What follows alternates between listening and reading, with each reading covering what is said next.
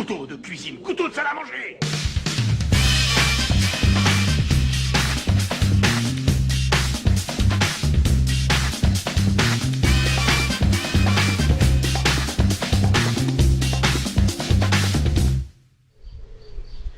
Salut à tous et bienvenue dans Parlons VF. Alors Parlons VF, de quoi ça parle? Eh bien c'est une émission qui, comme son nom l'indique, parle de VF. VF qui sont les initiales de version française, autrement dit le doublage français. Alors je sais que c'est un sujet plutôt délicat, surtout dans la communauté geek et otak.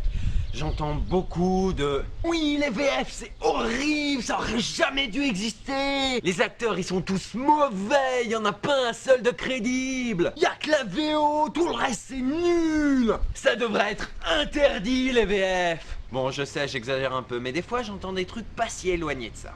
Alors non, toutes les VF ne sont pas bonnes à acheter. Il y en a des très mauvaises, certes, mais il y en a aussi des très bonnes. Et certaines répliques sont devenues cultes en VF. Rappelez-vous le 1,21 gigawatts de Pierre Athey. Rappelez-vous le Dans 2 secondes, je te fais couiner le nez et je te fous ton calbar sur la tête. de Emmanuel Curtil. Rappelez-vous le Vous avez vu la bombasse? À 16 ans, elle a déjà 2 obus de la Wehrmacht et un cul à rentrer les bananes. de Benoît Dupac. Enfin, je pourrais en citer pendant des heures, mais ce n'est pas le but de l'émission. Le but de l'émission, c'est de contredire Nicolas Robin qui a dit Je ne sais pas bien le doublage. « Faux Nicolas, tu as tort !» De plus, rappelez-vous que c'est la VF qui permet au plus grand nombre d'accéder à des œuvres géniales. Dites-vous bien que sans le doublage français de Canal+, personne n'aurait entendu parler d'Excel Saga, qui est pourtant un animé génial. Rappelez-vous que c'est la VF de Canal+, qui a permis à GTO de trouver son public en France. Mais trêve de blablaterie, de quoi se compose cette émission? Alors tout d'abord, nous aurons les news. Alors ça peut être des informations sur une future version française, ou bien un acteur qui a lâché une information intéressante. Enfin bref, ce sont des news. Ensuite, nous aurons la critique d'un film ou d'un animé récent. Alors attention, nous ne critiquons pas le film ou l'animé. Pour ça, vous avez 101%. Non, nous critiquons la version française. Comment est-elle? Les acteurs, qui sont-ils? Qui a dirigé l'adaptation? Bref, une critique d'un film récent. Ensuite, nous avons la rubrique dit culte. Alors, il s'agit d'une VF que vous considérez comme culte pour de bonnes ou de mauvaises raisons. Enfin, nous terminerons avec un interview d'un comédien ou d'un adaptateur ou d'un directeur plateau. Bref, une jolie petite interview. Et on commence tout de suite avec les news. Que tous les fans de la VF de Dr House et de la sublime voix de Féodor Atkins se rassurent. La diffusion de la saison 6, qui avait été arrêtée en mai dernier en Belgique et en Suisse, reprendra bel et bien en automne sur la chaîne suisse TSR1.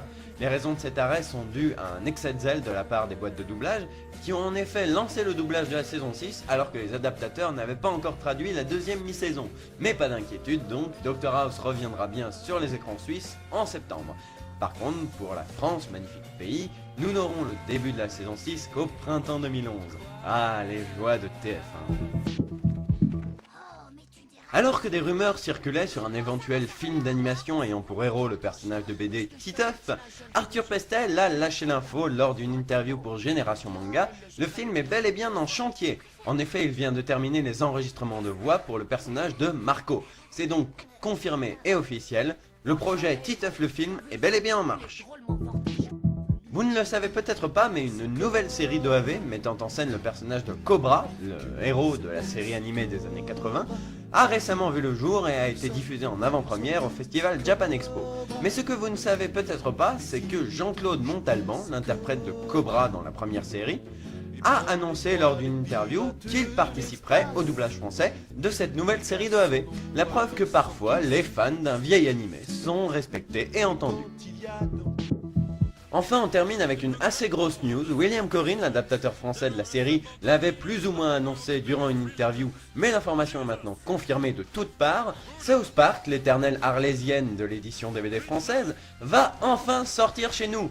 En effet, dès le 8 septembre, les coffrets intégrales non censurés des saisons 12 et 13 sortiront chez TF1 Vidéo, suivis la semaine suivante des coffrets des saisons 10 et 11. Une bonne nouvelle pour les fans qui attendaient depuis 10 ans une réelle édition DVD de cette série fantastique. En revanche, William Corrin a annoncé dans une interview que les épisodes 200 et 201 de la série ne seraient pas doublés en français. En effet, pour ces épisodes, les créateurs de South Park ont reçu des menaces de mort et l'épisode 201 est à moitié bipé.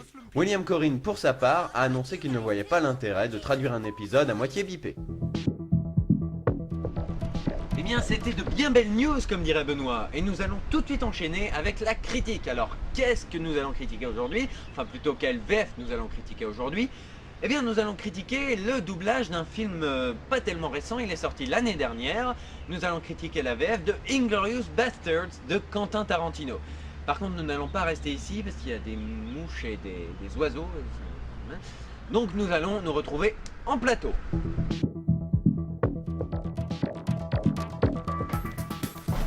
Il est pas haut en plateau, sans déconner? Bon allez, trêve de plaisanterie, parlons d'Inglourious Basterds, ou plutôt de la version française d'Inglourious Basterds. Le film est sorti le 19 août 2009 dans les salles obscures françaises et en DVD en janvier dernier. Ce film a reçu une palme, notamment pour l'interprétation de Christophe Waltz dans le rôle du méchant nazi. Christophe Waltz qui a d'ailleurs reçu un Oscar pour ce rôle. Mais parlons plutôt de la version française. Pourquoi j'ai choisi cette version française? Après tout, c'est pas un film si récent que ça. J'ai choisi cette version française en fait parce que en discutant avec une fille à la Fnac, elle m'a dit oui, je déteste la version française d'Inglourious Basterds, notamment les voix françaises sont très mauvaises. Charmante enfant. Je vais vous expliquer pourquoi elle a tort. Comme c'est touchant.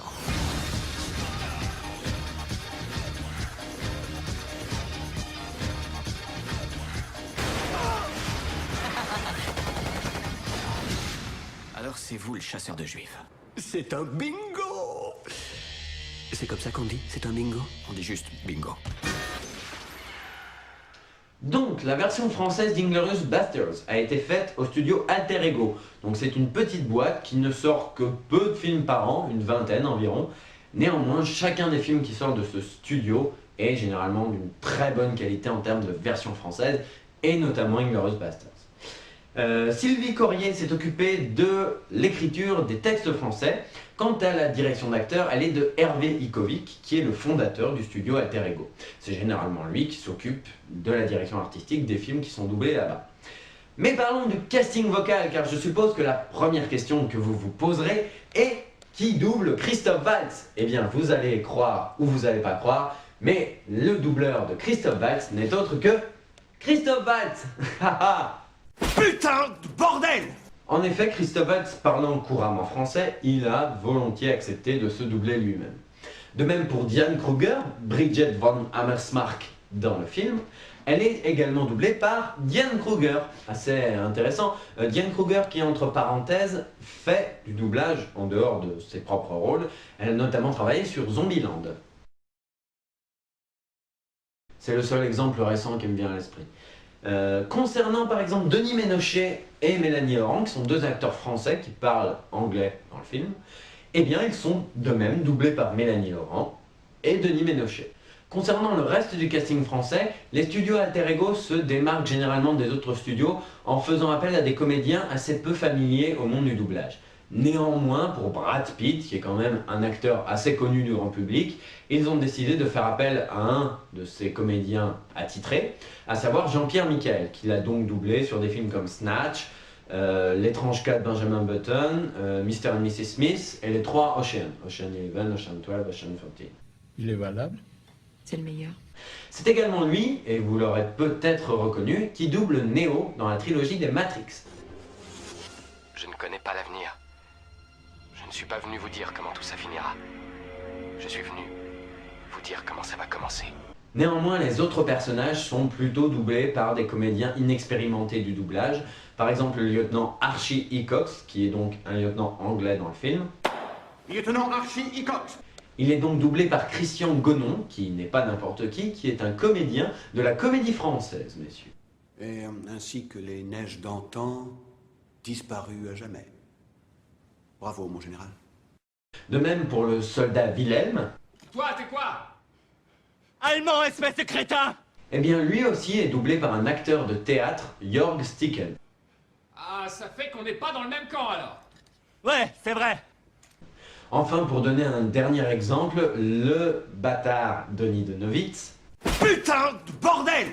Est doublé par Jonathan Cohen, qui a donc joué, en tant qu'acteur, dans la série Les Invincibles. Non, attends, tu te fous de moi, il s'appelle vraiment le goulu? Ouais, c'est notre spécimen. J'invoque l'Alliance. Je peux monter devant? Non. Alors faire une version française du film Inglourious Basterds, c'était un pari assez osé, pour la bonne raison que ce film est polyglotte. Dans la version originale, on entend du français, de l'anglais, de l'italien et de l'allemand. C'était donc un pari assez osé d'en faire une version française. Margheriti. Un'altra volta, ma adesso vorrei proprio sentire la musica delle parole. Néanmoins, les studios Alter Ego s'en tirent plutôt bien, avec une version française de très bonne facture, et qui respecte, et ça c'est important, la version originale. Je m'explique. Par exemple, la scène de la ferme.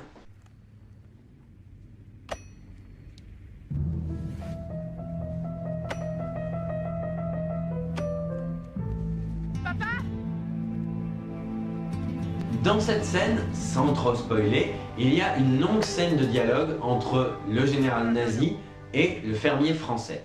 En version originale, il commence en français, discute un peu en français, et au bout d'un moment, le général nazi dit « Malheureusement, mon français est assez pauvre, je propose de continuer en anglais. » Monsieur Lapadite, je suis au regret de vous informer que j'ai épuisé l'étendue de mon français.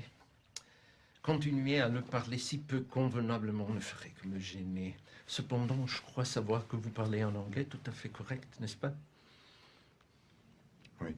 Ma foi, il se trouve que moi aussi. Puisque nous sommes ici chez vous, je vous demande la permission de passer à l'anglais pour le reste de la conversation. Certainement.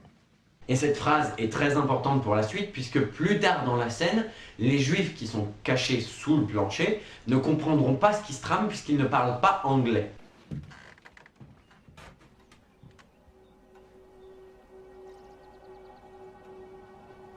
Since I haven't heard any disturbance, I assume while they're listening, they don't speak English. Yes. Eh bien, les studios Alter Ego sont arrivés à un compromis pas trop dégueulasse qui consiste à faire dire au général nazi, au moment où en VO il dit « Pouvons-nous passer en anglais ?», de le faire dire en version française « Pourrons-nous passer en anglais plus tard dans le dialogue car j'ai quelques soucis d'anglais ». Et plus tard dans le dialogue, il se met à parler anglais et on enchaîne sur la version originale. Monsieur Lapadite, je dois dire que c'est toujours avec grand plaisir que je pratique la langue de Molière. Il se peut néanmoins que je passe à l'anglais pour m'amuser au cours de la discussion et vous me suivrez. Je crois savoir que vous parlez en anglais tout à fait correct, n'est-ce pas? Exact. Ma foi, il se trouve que moi aussi. Puisque nous sommes ici chez vous, je vous demande la permission de commencer en français et de passer à l'anglais tout à l'heure. Certainement.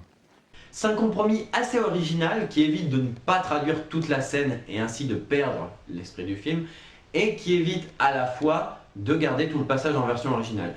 Un autre studio tel que The Big Brother ou les studios de Saint-Marc aurait opté pour la version numéro 2 et aurait complètement trahi l'esprit de la scène. Donc je dis bravo Alter Ego, notamment pour cette scène. Mais il y a d'autres scènes où le problème est une nouvelle fois contourné avec des petits compromis qui sont assez originaux, il faut bien le reconnaître. Souviens-toi en anglais. Action. Tu nous l'as fait en une prise, hein? Oui. Action. Concernant le jeu des acteurs, il est très bon. Autant Christophe Valls que Diane Kruger, et même l'acteur de la comédie française Christian Godon, qui n'a jamais fait de doublage auparavant, se débrouille assez bien au niveau du jeu d'acteur. Le souci néanmoins de ce film, dans les scènes doublées, c'est la synchronisation labiale, la synchronisation des lèvres.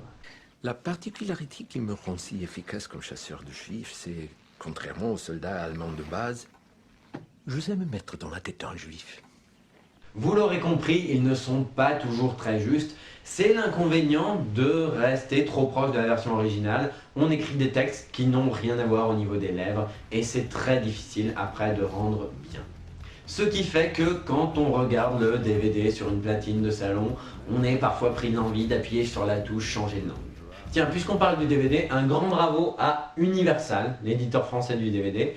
En effet, beaucoup d'éditeurs DVD font le choix de formater le film pour correspondre aux standards, à savoir choix de l'audio, choix du sous-titre. Et bien pas Universal qui décide de faire le contraire, et les menus de leur DVD proposent donc le choix entre version française, version originale ou version originale sous-titrée. Ce qui simplifie grandement au niveau du sous-titre, car en effet, beaucoup de sous-titres de la version française sont en version originale.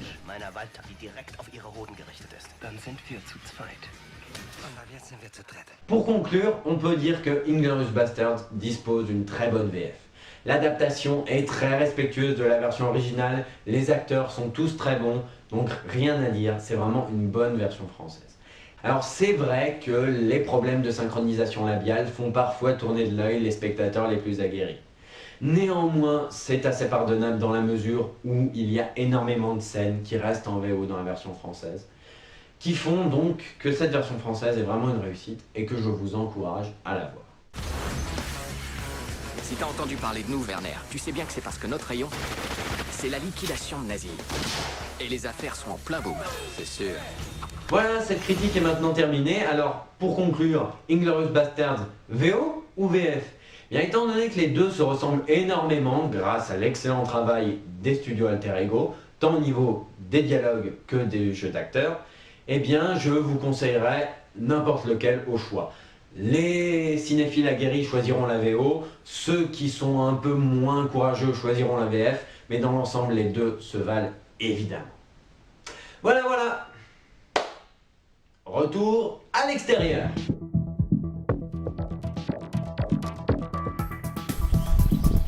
En voilà une critique qu'elle était bien. Et maintenant nous allons parler culte. Alors qu'est-ce que nous avons choisi ce mois-ci pour culte? Eh bien nous avons décidé de parler de Futurama. Pourquoi Futurama? Parce que c'est une VF qui a subi beaucoup de déboires. Les comédiens ont changé entre 2 saisons, et puis ensuite changement d'adaptation, et les films n'en parlons pas. Ce qui fait que les fans se sont sentis un petit peu chamboulés, tourneboulés. Il y a une pétition qui a circulé après la saison 4. Tout ça fait que cette VF a un petit peu le statut de culte, ce qui fait que nous allons en parler maintenant. Mais je vais pas rester dans la nature, parce que ça me fait chier la nature. Et nous allons donc retourner dans mon simili-plateau. Nous revoilà donc dans mon superbe plateau, et aujourd'hui nous allons parler dans la rubrique culte de la version française de Futurama.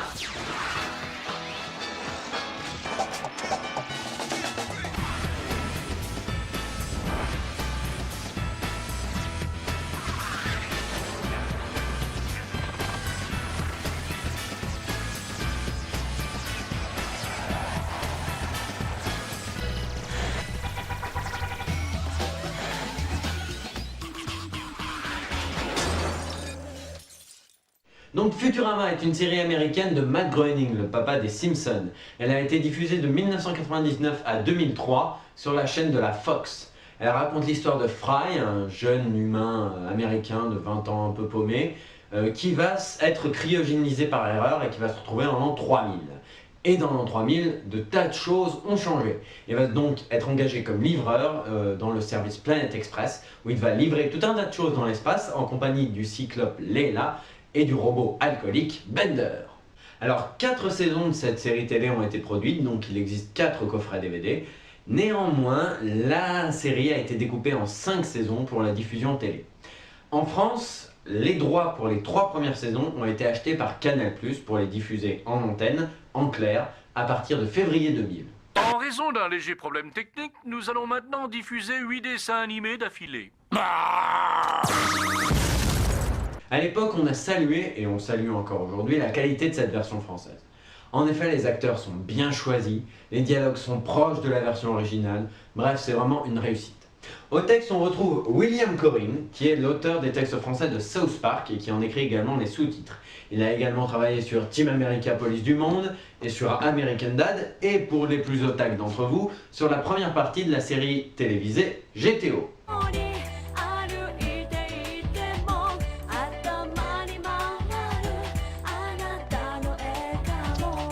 Alors ce qui est très apparent chez William Corrin, et on s'en rend compte autant dans South Park que dans Futurama, c'est que c'est quelqu'un de vraiment passionné par ce qu'il fait. Pour avoir discuté un petit peu avec lui par téléphone, je peux vous dire qu'il se souvient de chaque épisode, chaque scène de chaque épisode, de chaque saison de South Park. Par exemple, c'est vraiment quelqu'un de passionné qui suit les communautés, qui est à l'écoute des fans, qui suit un petit peu la série outre-Atlantique, qu'est-ce qui s'y passe, comment ça se passe.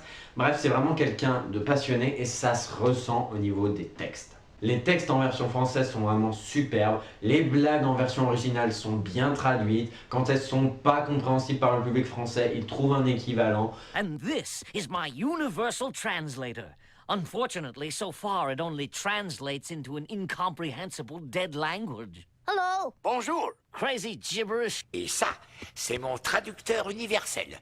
Et malheureusement, jusqu'à présent, il ne fait que traduire ce qu'on lui dit en une incompréhensible langue morte. Bonjour. Machine stupide. Bref, c'est vraiment du très bon travail et quand on voit le travail de William Corrin sur South Park par exemple, eh ben, on n'est pas étonné de retrouver la même qualité dans Futurama. Parlons un petit peu du casting vocal si vous le voulez bien. Fry est interprété par Alexis Thomasian. Et y a quelqu'un? Je viens livrer une pizza pour... Il s'est fait avoir. Non, c'est pas vrai. C'est une voix qui est assez familière du grand public, vous l'avez sans doute entendu dans le rôle de JD dans Scrubs. Turk, si tu vas parler à Kelso pour moi, je te donne mes chewing-gums de Noël. Ou encore plus récemment dans le rôle de Kick-Ass. Les comics disent des conneries. On n'a pas besoin de super pouvoirs pour être un super-héros. Laissez-le tranquille, pas tes affaires. Les fans d'animé sauront également que c'est la voix de Raito dans la version française de Death Note. Et bientôt, je deviendrai le dieu de ce nouveau monde.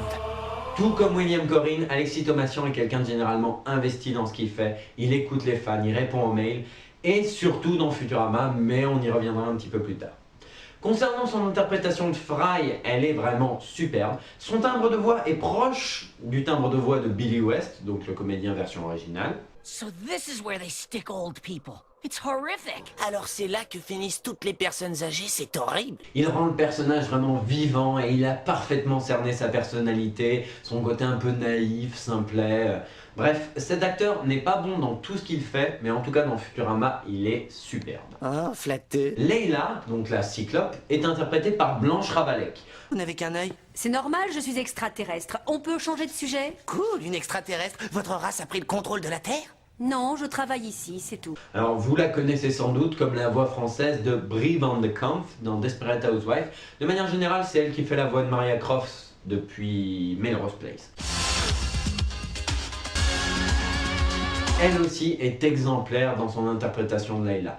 Comme Alexis Thomasian, elle a très bien su cerner son personnage, son côté un petit peu tyrannique, son côté courageux, mais à la fois son passé d'orphelin qui la tiraille. Enfin bref, toujours est-il que c'est vraiment une excellente interprétation. Au moins ici, on respectera votre dignité. Maintenant à poil et entrez dans le sondeur génétique. Mais ces deux acteurs, bien que très bons, sont surpassés par une des voix les plus marquantes de cette version française, si ce n'est LA voix la plus marquante de cette version française, la voix de Bender, le robot alcoolique. Hé, la milliardaire, regarde par ici, c'est moi Bender, je me sens comme neuf. La, regarde ma tête, on dirait qu'elle sort de l'usine, ma bonne vieille tête, la.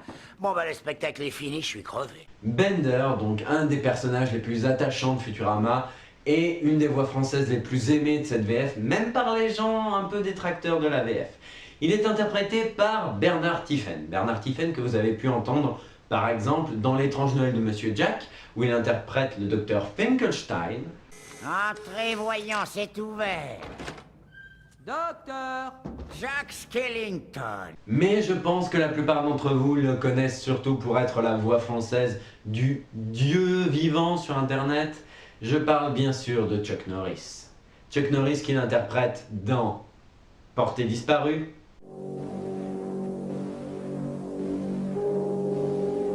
Je mets les pieds où je veux, Little John. Et c'est souvent dans la gueule. La Fureur du Dragon.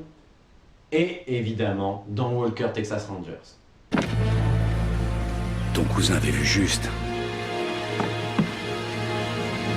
Pour les chats. Si c'est une des voix qui a le plus marqué les esprits, c'est parce qu'elle correspond vraiment très bien au personnage de Bender, qui est alcoolique, grossier, menteur, voleur, calculateur, manipulateur et plein d'autres trucs en heure. Je m'en fous. Si c'est comme ça, je vais en ouvrir un, moi, de parc d'attractions avec des tables de blackjack et des putes. En fait, même pas besoin de parc. Hein. Sa voix a un timbre rauque sans être âgé.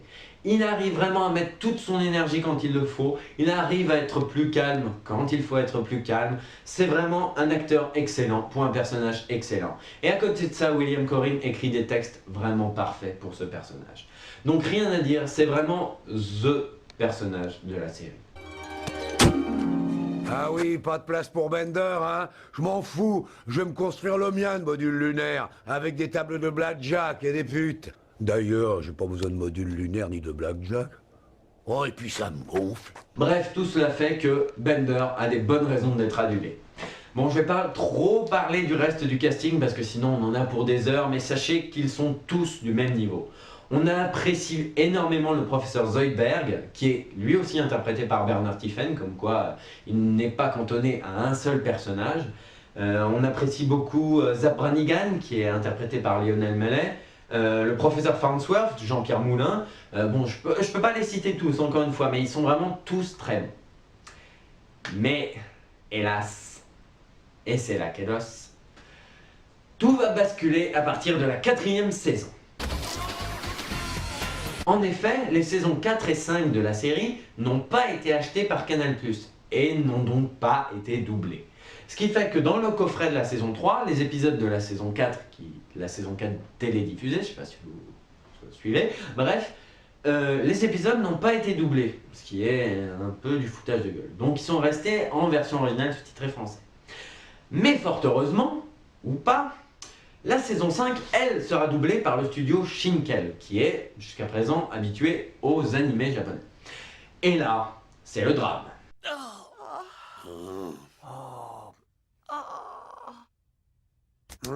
La quasi-totalité du casting est changée. Vous êtes tous virés. Tous les saints de la tribu. Au texte, on n'a plus William Corrin, mais Christian Niemek, Hélène Monchet et Régis Ekos, qui ont respectivement travaillé sur My Name is Earl et Full Metal Alchemist.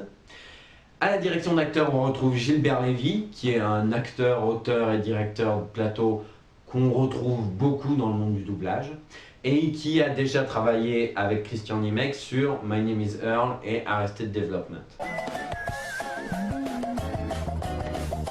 L'effectif d'acteurs est considérablement réduit et de nombreux comédiens sont remplacés, dont Bernard Tiffen, remplacé par Hervé Karadec, et Blanche Ravalec, remplacée par Mélodie Dubos. Les seuls rescapés de l'ancienne adaptation sont Alexis Thomasian, dans le rôle de Fry, Jean-Pierre Moulin, dans le rôle du professeur Farnsworth, et Lionel Mellet, dans le rôle d'Hermès Conrad. C'est une énorme déception, je me dois de vous le dire. D'abord au niveau de l'interprétation. Mélodie Dubos et Hervé Karadec ont de l'expérience dans le doublage, il n'y a pas de souci à ce niveau. Ils ont travaillé notamment sur des séries et des téléfilms ou des dessins animés divers. Mais ils n'ont pas aussi bien cerné le personnage que Blanche Ravalec et Bernard Tiffen l'avaient fait. Bender. Ça, j'en étais sûr, ça va être de ma faute. Message transféré. Du coup, on se retrouve avec des personnages assez fades, des dialogues assez mous. Aussi bien donc dans ces deux acteurs, dans ces deux personnages, Bender et Leila, les personnages secondaires sont pareils, ils sont fades, ils sont mous, on a perdu énormément d'énergie. C'est vrai que c'est une possibilité à envisager. J'ai pu aussi tomber enceinte dans les toilettes. Ah non, c'est vrai, ça c'est impossible. Seul reste Alexis Thomasian, qui est toujours aussi bien dans son personnage, qui a toujours la patate, et qui est même tellement investi dans Futurama, qu'il a aidé un petit peu plusieurs fois les adaptateurs, en leur expliquant pourquoi il fallait traduire cette blague, parce que en VF, ça passait pas, quoi. C'est bon, on peut y aller. Je ne blâme pas le trio d'auteurs, d'ailleurs j'ai beaucoup aimé le travail de Hélène Monchet et Régis Ekos sur Full Metal Alchemist. C'est une assez bonne adaptation française.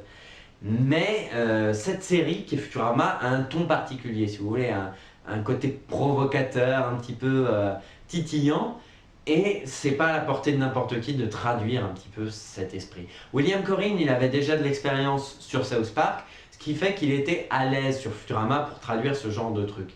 Alors que le trio Hélène Monchet, Régis Ekos, Christian Niemek n'arrivent pas à atteindre le niveau de William Corrin. Ce qui fait que les dialogues sont mous, déjà à cause de l'énergie des acteurs, mais aussi parce que les dialogues sont assez mal écrits, il faut bien le dire.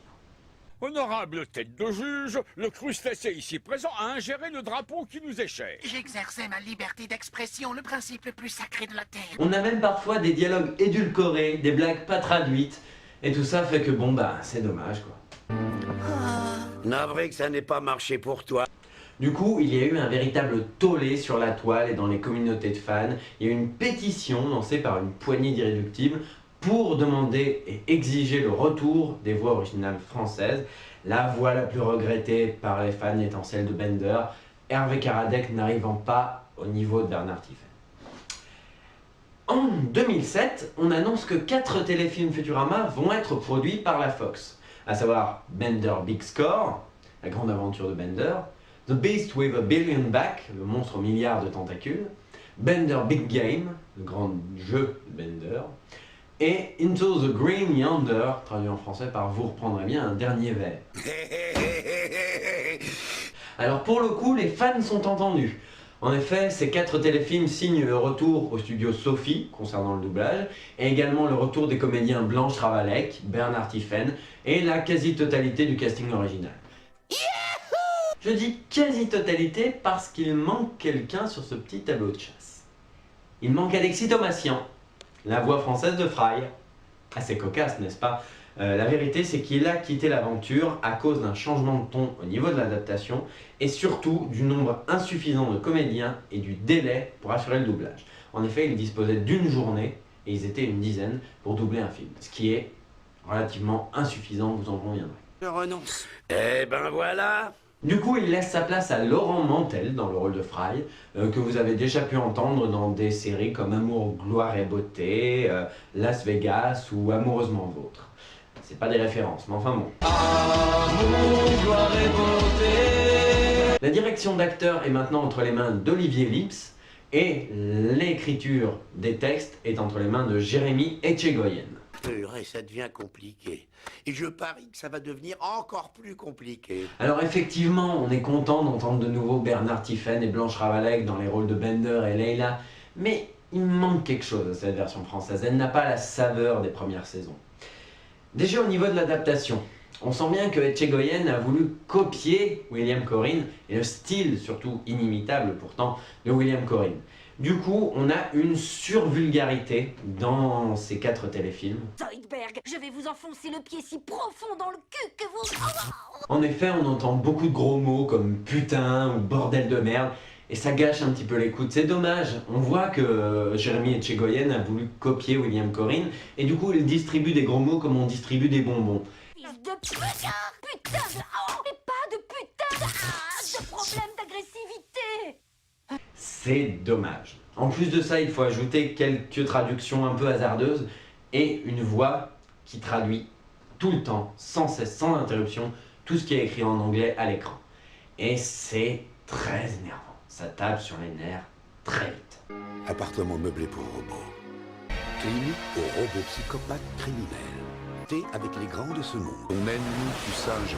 Le deuxième point sensible est l'énergie des acteurs. De manière générale, pour une série ou un dessin animé, on met l'équivalent d'une journée pour doubler 2 épisodes, soit 40 minutes. Ici, les acteurs avaient une journée pour doubler l'équivalent de 4 épisodes, 1h20. Aussi, ça se ressent au niveau de l'énergie. Autant les premières saisons étaient très péchues et il y avait énormément de vie, autant celui des films est assez mou. Là, je l'avais pas vu venir. Même le personnage de Bender, qu'on aimait beaucoup dans les premières saisons, a perdu en énergie, et du coup plus fade, et du coup moins pertinent et moins crédible. Bien sûr que non, je l'ai. Je l'ai pas activé, c'est tout. Pour conclure, on peut dire que Laurent Mantel se débrouille pas trop mal dans le rôle de Fry. Bon, alors même constat que les autres acteurs, lui aussi il manque un peu d'énergie, et il ne cerne pas aussi bien le personnage que le cernait Alexis Thomasian, mais on sent vraiment de sa part une volonté de faire du bon travail, et ça c'est un très bon point. Ils le veulent tous. Ils veulent mon dodécaèdre adoré. Futurama reste pour beaucoup de fans une VF culte, du moins dans ses 3 premières saisons. Certains la comparaient même avec la version française des Simpsons, autre série de Matt Groening, et qui a souvent été reconnue pour sa justesse et sa qualité. Je crois que j'ai une touche. Cette VF est également culte parce qu'elle est un exemple du mépris que peuvent avoir certains studios pour les fans d'une série, en changeant les comédiens pour une raison X ou Y. C'est également l'illustration parfaite de l'importance de l'auteur des textes français dans une série. Et elle est la preuve que changer un auteur, même en gardant les comédiens d'origine, ça change complètement une série. Merci pour ce discours désopilant. Voilà, cette rubrique est maintenant terminée. Alors pour conclure, Futurama, version française ou version originale? Eh bien, pour les 3 premières saisons, sans hésiter, version française. Pour la saison 4, qui a été doublée au studio Shinken, version originale, sans hésiter. Et pour la 5e saison, si vous êtes un peu nostalgique des voix françaises des premières saisons, privilégiez la VF, mais si vous êtes vraiment un fan de la série, privilégiez la VO. Voilà, j'espère vous avoir appris des choses sur Futurama, et grâce à la magie de la téléportation, on va se retrouver en plateau extérieur. Voilà, il est maintenant temps de conclure cette émission avec l'interview. Et l'interview aujourd'hui sera celle de Benoît Dupac. Donc son nom ne vous dit sûrement rien, comme la plupart des comédiens de doublage. Mais pourtant, sa voix est très appréciée par les otaku, puisqu'il s'agit de la voix française d'Eikichi Onizuka dans l'animé de GTO. Moi, je suis Onizuka Eikichi. J'ai 22 ans et je suis enseignant ici. Et je n'ai aucune intention de me tirer comme un rat. Alors c'est un comédien qui est souvent arrivé dans le top 10 d'Animeland des meilleures voix françaises, et de plus, grâce à lui, de nombreux otaku parviennent à supporter la VF de GTO parce qu'il a une voix qui correspond bien au personnage. Donc c'est une interview qui date de juillet 2009, qui a été réalisée à l'occasion de la Japan Expo, où donc Benoît Dupac nous livre ses réponses en compagnie d'Eric Missoff, la voix française de Scooby-Doo, autour d'un poker. Voilà, mais je ne vous en dis pas plus, je vous laisse tout de suite avec l'interview. Alors, est-ce que vous avez toujours voulu être comédien ou c'est venu un peu par hasard? En fait, j'ai vraiment d'abord voulu être footballeur, on va dire, un peu sportif foot, après des études de droit pour être avocat, et ensuite cours de théâtre. Et vraiment, comédien me plaisait, et puis maintenant, la DA me plaît aussi. Hein. Tout en étant comédien, je fais de la direction artistique, donc je dirige aussi bien des mangas que des téléfilms, des films, des séries télé. Donc les deux me plaisent vraiment, parce que la direction d'acteur, elle est sympa aussi à faire. C'est vraiment... Comment est-ce que vous êtes rentré dans le milieu du doublage? Parce qu'on dit que c'est un milieu assez fermé. C'est vrai, le milieu du doublage, milieu fermé, je suis rentré dedans par, au départ, une boîte qui s'appelait La Sophie. Et j'ai commencé avec des petites ambiances, des rôles, des machins et trucs. Et puis petit à petit, j'ai fait des petits rôles. Et puis c'était comme ça en 96. Je suis arrivé en 96. Et donc après, effectivement, c'est par cooptation, on entend parler de l'un, de l'autre, on dit tiens, machin, tac. Et puis après, tu fais un rôle, ton rôle revient. Et puis ainsi de suite. Deux directeurs artistiques entendent parler de toi, te voient, et disent tiens, tu ferais pas un truc pour moi. Et puis c'est comme ça.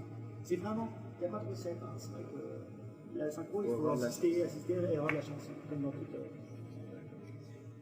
Donc vous disiez que vous étiez maintenant directeur artistique. Qu'est-ce que ça fait de passer de diriger à dirigeant? Ouais, voilà, diriger, dirigeant, un peu pareil. Honnêtement, c'est aussi bien. Les deux sont bien. Il y en a un qui est sympa parce que accompagner les acteurs, c'est pas de la direction, c'est les accompagner dans une interprétation, essayer de machin, et puis faire les bons travail, tout ça, c'est un métier un peu à part. Mais en tout cas, les deux vraiment me plaisent aujourd'hui. Je m'éclate vraiment dans les deux. Et par contre, je reste vigilant pour vraiment rester aussi comédien. Donc je dirige jamais plus de 3 jours par semaine.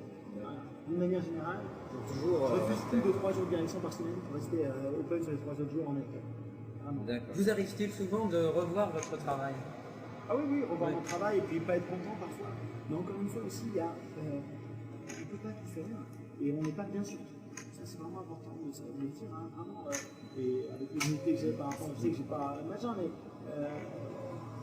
il y a des rôles sur lesquels on n'est pas bien. On n'arrive pas à rentrer dedans. Puis il y en a d'autres, franchement, on dit tiens, c'est pas trop mal. Je fais une séquence sur Canal qui s'appelle Philadelphia, It's Always Sunny in Philadelphia, et vous regarderez le rôle de Charlie. Franchement, pour moi, c'est une belle rencontre. Moi, je crois que c'est le mec sur lequel je vais le mieux. Moi, alors, bon, vous faites aussi du théâtre, de la publicité. Récemment, vous avez vu dans Les Toquiers et dans des épisodes fréquemment de Joséphine Ange Gardien. Est-ce que vous préférez jouer sur les planches, derrière un micro ou derrière une caméra?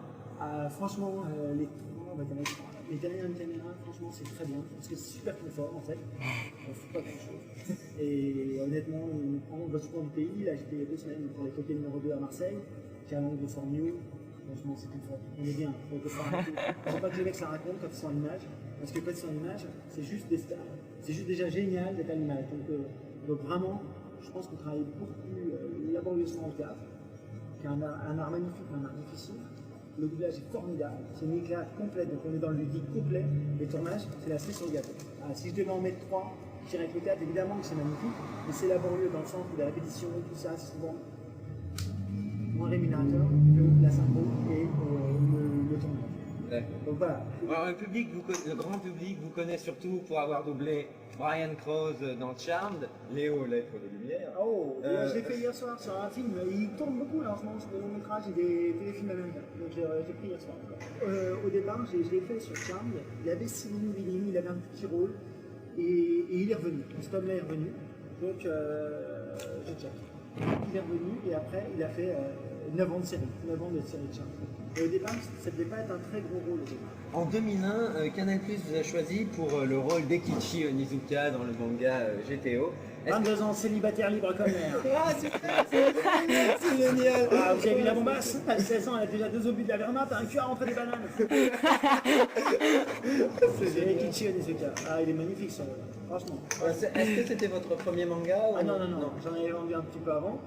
Notamment plein de trucs, même pas de manga. Et celui-là, c'était de loin. Vous avez beaucoup aimé ce rôle? Ah, mais il était pas dynamique. Il m'a épuisé. Avec papa le même mois, j'étais explosé. Mais extraordinaire ce moment. Onizuka, et franchement, je dirais que, bien sûr que les VOST sont parfois mieux, etc. On est d'accord. Mais je trouve que pour une VF, elle n'est pas si mauvaise que ça. Ouais, franchement, c'est. Moi, personnellement, en tout cas, moi, je me suis bien. C'est une des VF qu'on préfère, je pense. C'est plus réussi. C'est gentil parce que c'est vrai que j'essaie toujours de faire gaffe aux VF. J'ai dirigé Maïmé, Witch Hunter Robin, et j'ai toujours fait gaffe à des bonnes VF pour avoir des ambiances, essayer de respecter vraiment l'amateur de manga. Parce que, avant tout, vraiment, je respecte beaucoup le manga. Et je trouve qu'en tout cas, j'ai mouillé ma chemise. Voilà. Après, on peut dire, je voyais pas la voix de Onizuka comme ça. Mais le jeu, j'y suis allé. Un grand malade. Vous avez donné de vous, quoi. Franchement, un mort. Je suis allé avec brave. Donc après, on vous a contacté pour de nombreux mangas, Last Exile, Enfer et Paradis, Chobits, Excel Saga. Pourquoi ce domaine est votre domaine Les mangas, je crois que c'est d'abord une source d'énergie. Il faut donner un peu, il y a de l'énergie. Souvent, c'est des voix assez jeunes, assez... voilà, il y a quelque chose qui fait que... Putain, il faut pousser, on ne peut pas se reposer sur ça. Déjà, en synchro, il faut toujours être un peu au-dessus de ce qu'on entend. Mais en manga, c'est encore plus tard. Même les mangas qui paraissent un peu... Il faut toujours avoir une dynamique. Et en cela, moi, je crois être tombé dans le grand bol de coco quand j'étais petit, comme au début. Je suis de la cocaïne, je m'en suis pas rendu compte, j'ai jamais rien pris.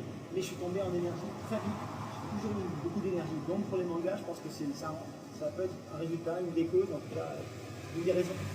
C'est que je bois beaucoup en manga. Est-ce que vous avez des personnages chouchous que vous préférez à d'autres Les grands malades mentaux. Les grands barbeaux, les grands bandeaux, les grands nécrotés, les grands malades mentaux, les psychopathes. Tout ça à mort. Et là, je suis content parce que Brian Krause, en ce moment, il fait un beau virage. C'est le charme qui est très sage, qui est un peu dans le charme, qui est toujours. N'arrive pas à le faire mieux. Et là, il devient partout dans plein de films. Donc à le suivre, c'est fabuleux. Voilà, ça, c'est juste. Certains se souviennent de la polémique autour du doublage français de Futurama, où Alexis Thomasian, il avait quitté le doublage à la 4e saison. Et qu'il y a eu un changement de voix à la 3e, il était scandalisé. Vous-même, vous avez été boudé par TF1 lors d'un téléfilm où il y avait Brian Krause. Oui. Donc vous étiez le doubleur, on va dire, attitré. Oui, et ça, je n'ai pas compris pourquoi. Donc TF1, alors je m'en suis expliqué après avec les gens de TF1, c'est qu'en fait, il y avait une fille chez TF1, je ne l'aimais pas. Juste pour ça. C'est con ça. Donc, une fille au village et là, ce que j'aime faire récent, c'est de nouveau Brian Krause pour TF1. Donc maintenant, les gens de TF1 m'aiment bien, bravo, et cette fille a dû virer, tant mieux. Elle a dû répondre au mois de juillet, elle devait remplacer Nana, elle a dit non, mais pas que j'aime pas la Brian Krause. Et ils ont pris Bruno Choël, qu'on connaît, qui est très bien, Mais je l'ai appris, ça m'a fait de la peine sur le moment. Franchement, je me suis dit, non, c'est pas cool. Mais après, on est propriétaire d'aucune voix, finalement. Ouais, mais quand on a des personnages comme ça qui nous tiennent à cœur. C'est dommage, et puis c'est dommage même pour le spectateur parce qu'on a bien entendu les mêmes voix. Besson a fait pareil sur 5e élément, il n'a pas pris Poivet sur 5e élément alors qu'il est extraordinaire. Il n'a pas voulu payer un petit peu plus cher. Il n'a pas pris Poivet? Non, il n'a pas pris Poivet sur 5e élément. Si Jim Carrey, par exemple, est une star mondialement connue, personne ne connaît vraiment Emmanuel Ferti, qui est son doubleur français et qui pourtant se démène comme un ouf pour rendre justice au l'excellent jeu d'acteur de Jim Carrey. Est-ce que vous regrettez d'être méconnu en France alors que par exemple au Japon les seiyuu sont des stars? Est-ce que vous regrettez de voir votre nom n'apparaître que 30 secondes à la fin du générique? Aucune frustration. Aucune frustration. Et je peux dire que vraiment, c'est un métier de l'ombre, mais en même temps qui nous apporte tellement de choses, on est tellement heureux, etc. Et puis encore une fois, je toujours, je continue à tourner. Donc ma foi, c'est vrai que, bah voilà, un homme, c'est des fois plus tard, j'ai 40 piges, bah ça se trouve à l'image, je vais décoller dans 3 ans, dans 1 an, dans 2 ans, on ne sait pas. Et puis voilà, mais la notoriété vient vraiment par l'image en France, faut être honnête. Soyons honnêtes. Et j'ai mis. Et c'est parce que c'est pas plus mal. Un peu d'humilité, merde, c'est qu'une voix qu'on donne. Certains films, gros budget, quoi, ce qui sort, qui est fait pour banquer, quoi, font parfois appel à des stars pour le doublage. Bon, des fois c'est des comédiens, hein, et des fois c'est des gens qui n'ont aucune expérience ni dans le doublage ni dans la comédie en général. Par exemple, pour prendre un exemple propre, Laurie, elle a doublé un personnage dans Le Manège Enchanté. Est-ce que vous regrettez ce... Non, mais non, faut que tout le monde vienne. Et puis Laurie, pareil, alors j'ai un copain qui a tourné avec elle, qui a fait du téléphone dernièrement, je crois. Et bien, il paraît qu'elle est une bonne comédienne. Donc, si c'était vraiment, j'ai envie de dire, quelqu'un qui n'est pas du métier, comme ça, qui n'a pas travaillé, qui vient faire du doublage, c'est un peu compliqué. Un animateur télé, j'ai plus de mal. Voilà, donc pour être honnête. Comme par exemple avec Nagui, l'acteur. Non, mais sans mettre de mots. Mais voilà. Il a râlé sur Nagui. Voilà, bah Koé qui fait un film et qui peut pas filmer un film, mais finalement, vous savez pas, mais il n'a pas pu faire un film, etc. C'est un peu relou. Parce qu'il n'arrivait pas à en mettre une dedans. Quand on dit une dedans, c'est à l'image, essayer de rentrer. Voilà, chacun son business. Il est mortel en animateur, et franchement, tant mieux. Mais je check. Mais on a plein de trucs sur Koé, c'est bien. Non, mais les sons, non, mais ça va, il faut. C'est pas contre eux. Mais les gens, bah voilà, il y en a qui font du doublage. Ceux qui font du doublage, c'est des vrais comédiens. Et si on laissait ce boulot-là à ceux qui épatent, les gens veulent tout faire. Les vrais comédiens qui essayent, par exemple Gérard Depardieu qui double dans Chicken Run. Mais encore une fois, lui, je dirais que c'est un comédien. À la rigueur, c'est un comédien, donc ça va. Mais c'est vrai que c'est compliqué parce que. Bon, bah on va conclure. Où est-ce qu'on pourra prochainement vous voir ou vous entendre? Est-ce que vous avez... Alors, entendre, voir, entendre un peu tout le temps, souvent on va dire, tant mieux.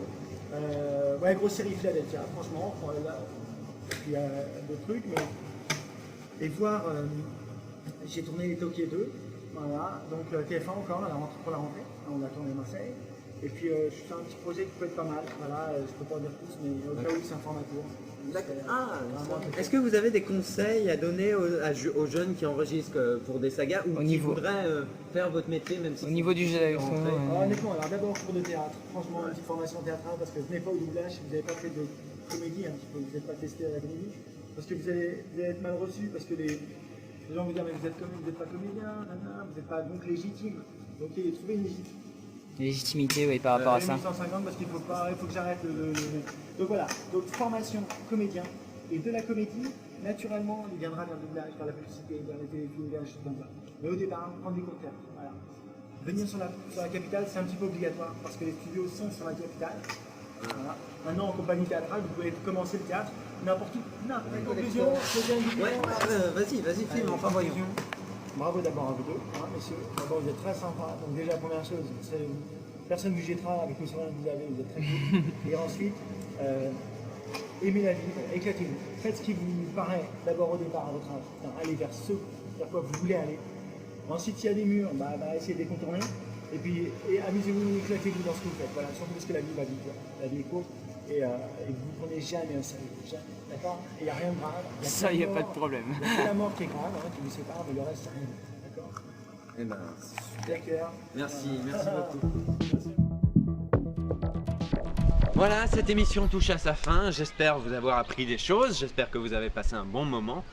Et puis, j'espère vous avoir fait réfléchir un petit peu sur les versions françaises. Voilà, je vous dis à bientôt. Et surtout, n'oubliez pas... Je mets les pieds où je veux, Little John. Et c'est souvent dans la gueule. Et Benoît est très modeste, je retire mes lunettes, Benoît est très modeste, mais je l'ai vu dans un film extraordinaire qui s'appelle Couche-toi sur le sable et fais jaillir ton pétrole, qui est passé sur Canal il y a un mois, c'était un samedi, je sais plus à quelle heure.